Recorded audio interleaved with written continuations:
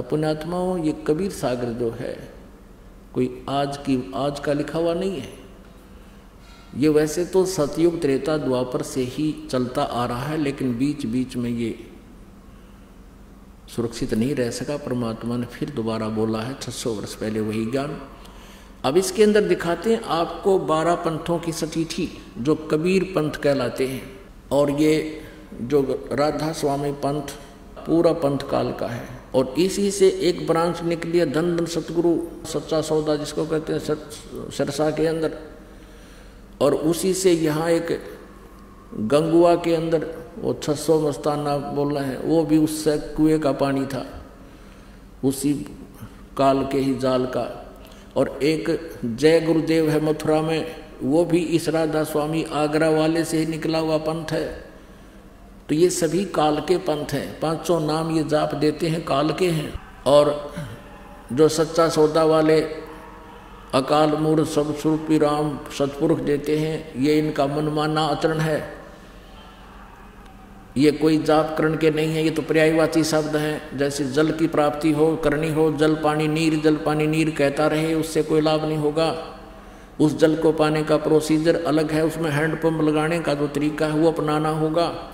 इसी प्रकार सतपुरुष को पाने का इस 3 मंत्र के जाप का प्रावधान है, जो इनके पास नहीं है। कौन सा मंत्र? ओम तत्सत, ओम ब्रह्म का, और तत् मिलकर सतनाम बनता है। इसका जाप अलग से करना होता है कुछ में, फिर सार शब्द दिया जाता है, सार नाम दिया जाता है, तब जीव का कल्याण होता है।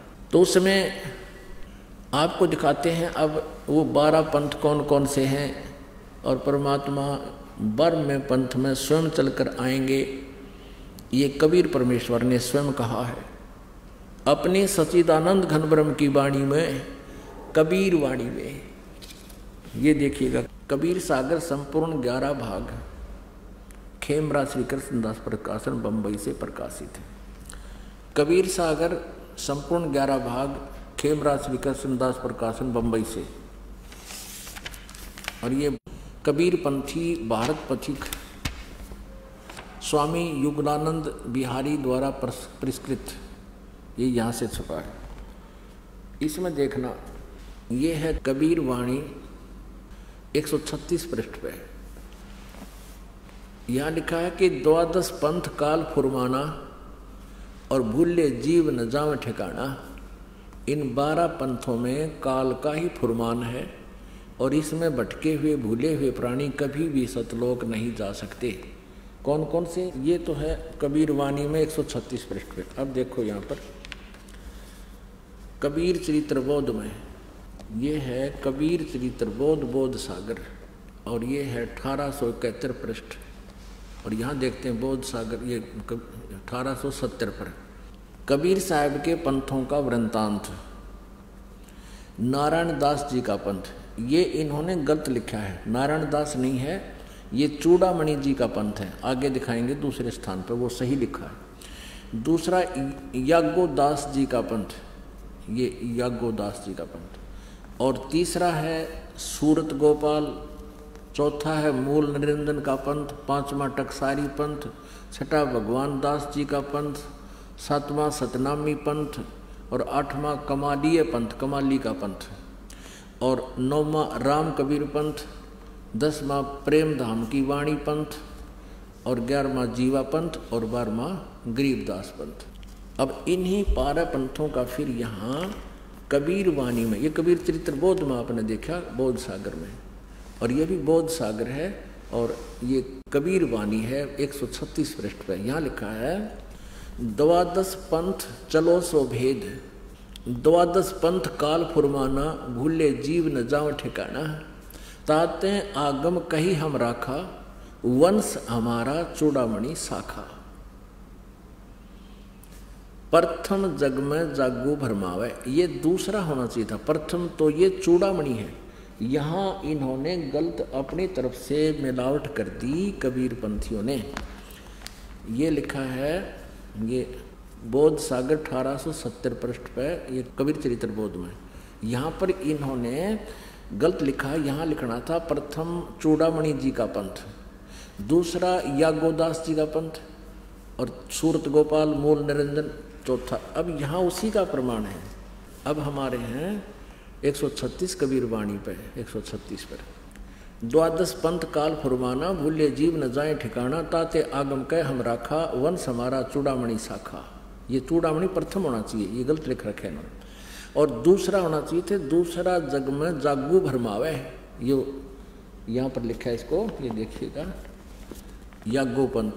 जागू कहो तो यागो दास पंथ और सूरत गोपाल। प्रथम नहीं या दूसरा जग में जागू भरमावे, बिना भेद वो ग्रंथ चुरावे। और दूसरा सूरत गोपाल होई, यहाँ इन्होंने ये लिखा सूरत गोपाल पंथ दूसरा, ये 1870 पृष्ठ पर। ये तीसरा है सूरत गोपाल, और यहाँ भी तीसरा ही होना चाहिए था, इन्होंने दूसरा लिख दिया। ये थोड़ा सा मिलावट करें। चोर चुरावे तुमड़ी गाड्डे पानी में, वो गाड्डे हुआ ऊपर आवे, सच्चाई छैनी ना। अब यहाँ लिखना था तीसरा सूरत गोपाल होई, और अक्सर जो जोग दृढ़ावे सोई। और चौथा, ये चौथा होना चाहता, तीसरा नहीं, मूल निरंजन वाणी। चौथा पथ टकसार भेद वो। और पांचवा पंथ बीज को लेखो। और छठवां जो सातवां होना चाहिए था सतनामी पंथ।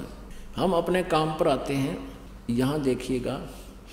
अब 10वां, ये 11वां यहाँ आ जाता है, परम धाम की वाणी। अब 12वां यहाँ से शुरू होता है, संवत 1775 होई। ये वैसे गलती से मिसप्रिंट है, यहाँ 1774 होना चाहिए था संवत। गरीबदास जी का जन्म संवत 1774 में हुआ है। संवत 1775 होई, तादिन प्रेम प्रगटे जग सोई। 12वां पंथ जिसे चला गरीबदास जी को, उसका जिक्र है ये। आज्ञा रहे ब्रह्म बोध लावे, कोली चमार सबके घर खावे, और साख हमारी ले जीव समझावे, असंख जन्म ठोर नहीं पावे। 12वें पंथ प्रगट हो बानी। अब 12वें पंथ गरीबदास जी वाले पंथ के विषय में चर्चा चल रही है कि मेरी वाणी यानी मेरी महिमा की वाणी पुनः प्रकट होगी गरीबदास जी द्वारा। परमेश्वर कबीर जी गरीबदास जी को मिले थे। गरीबदास जी काल के दूत नहीं थे, गरीबदास जी ने तो सही ज्ञान दिया, लेकिन आगे वाले कबीर गरीबदास के पंथियों ने उसको समझा नहीं। अब 12वें पंथ प्रगट हो हवा बाणी है नहीं, प्रगट हुआ बाणी और शब्द हमारे की निर्णय ठानी। अब गरीबदास जी के बाद जितने भी उनके अनुयायी हुए हैं, वो परमेश्वर की वाणी जो गरीबदास जी ने महिमा लिखी है वो समझ नहीं सके। 12वें पंथ प्रगट हुआ बाणी, शब्द हमारे की निर्णय ठानी, और अस्थिर घर का मर्म न पावे, ये 12 पंथ हम ही को ध्यावे। कहते गरीबदास वाले पंथ तक भी स्थिर घर, शाश्वत स्थान को प्राप्त नहीं कर सकते, सतलोक को प्राप्त नहीं कर सकते, और हमारे ही उस वाणी को वह आपस में निष्कर्ष करते रहेंगे, उसकी जानकारी एक दूसरे को उलट सुलट देते रहेंगे। 12वें पंथ प्रगट हो वाणी, शब्द हमारे का निर्णय ठानी, उसका निष्कर्ष निकालने की चेष्टा करेंगे पर वो समझ नहीं सकेंगे। अस्थिर घर यानी सनातन परम धाम को प्राप्त नहीं कर सकते, उसका धाम का मर्म नहीं पाएंगे, ये 12 पंथ हमें को धावे। आगे स्पष्ट कर दिया परमेश्वर ने, 12वें पंथ हम ही चल आवे, हम स्वयं आएंगे गरीबदास वाले पंथ में, यानी गरीबदास के रूप में नहीं, उसके पंथ में आगे चल के 12वें पंथ हम ही चल आवे और सब पंथ मिट एक ही पंथ चलावे। धर्मदास जी से कह रहे हैं कि 12वें पंथ में आऊंगा मैं आगे चल के, और सब पंथ मिटा के एक ही पंथ चलाऊंगा। अब अपना ही परमात्मा दास भेज दिया, अपना वही शक्ति उन्हीं की काम कर रही है। धर्मदास जी से कहते हैं, तब लग बोधो कुरी चमारा, फिर तुम बोधो राज दरबारा, प्रथम चरण कलयुग निर्याना, निराना, तब मगहर मांडो मैदाना। ये प्रथम पीढ़ी होगी, प्रथम चरण होगा जब मैं मगहर से शरीर चला जाऊंगा। परमात्मा कबीर जी कह रहे हैं ये प्रथम चरण होगा, प्रथम चरण कलयुग निर्याना, तब मगहर मांडो मैदाना। धर्म राय से मांडो बाजी, तब धर बोधो पंडित का जी। अब आगे देखो, 5505 तब ये शब्द होएगा साचा। अब समय आ गया है, कलयुग को लगभग 5500 वर्ष हो गए हैं और अब वो समय आ गया परमात्मा का। ये मेरा कहते हैं आज का बोला हुआ उस समय सत्य होगा यो। अब क्या बताते हैं, धर्मदास मोरी लाख दुहाई और मूल शब्द बार ना जाई। पवित्र ज्ञान तुम जग में भाखो, मूल ज्ञान गुप्त तुम राखो।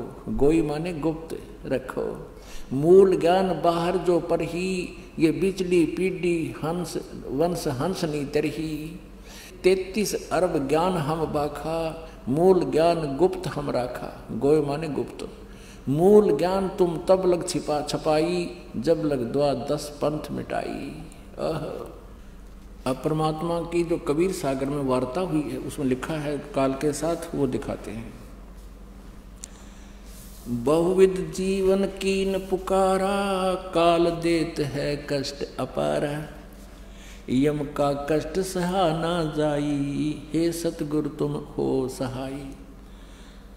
आए जहाँ यम जीव सतावे, काल निरंजन जीव भरमावे।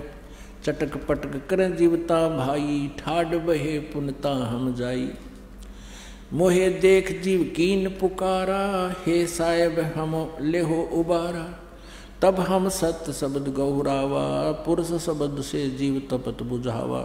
यम से छुड़ा ले स्वामी, दया करो प्रभु अंतर्यामी। जब उनको पता चला कि हम काल के जाल में फंस गए हैं, उन जीवों को जो तपस्या पर जल रहे थे, तब उन्होंने कहा कि हे परमात्मा हमें काल से छुड़वा लो। तब परमेश्वर ने क्या कहा, तब मैं कहा जीवन समझाई, जोर करूं तो मेरो वचन नसाई। अब परमेश्वर प्रत्येक युग में आते हैं और इसी प्रकार प्रत्येक युग में फिर भी तपस्या पर उन जीवों को फिर ज्ञान देते हैं, क्योंकि पता है परमात्मा को आपत्ति में ये प्राणी मेरी बात न मान सकते हैं और जब तक इनके झूठे रंग का रंग चढ़ा हुआ है ये नहीं सुनते कति मेरी बात ने। इसलिए परमेश्वर ने ये कलयुग का समय चुना है, क्योंकि सतयुग त्रेता द्वापर में ये जीव घना दुखी नहीं होता है। इंसानियत रहती है हृदय में, पिछले पुण्य इनकी बैटरी चार्ज रहती है। और कलयुग के अंदर जो ये साधना करेंगे उससे तो लाभ होने वाला है ही नहीं, और पुण्य इनके सतयुग त्रेता द्वापर में अक्षीण हो चुके होंगे और फिर ये इतने दुखी हो जाएंगे, फिर मेरी बात न मान लेंगे। परमात्मा ने इसलिए ये समय सेलेक्ट किया।